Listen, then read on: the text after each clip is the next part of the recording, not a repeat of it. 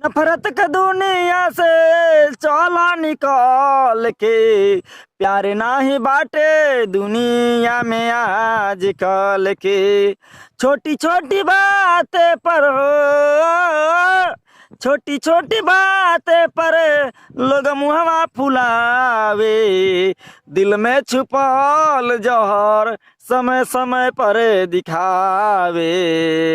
सुख चैन के रोटी हो, सुख चैन के रोटी खाए दीना जमाना, मुख पे बड़ाई करी दिखावटी बहाना, हम मुख पे बड़ाई करी दिखावटी बहाना।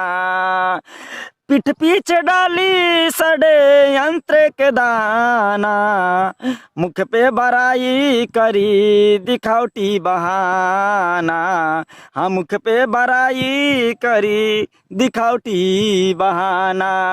जेकरा ला जतने मरबा हो, जेकरा ला जतने मरबा उहे होई कसाई, भले अपन होखे चाहे कौनो पराई। हाँ जेकरा ला जतने मरबा उहे होई कसाई।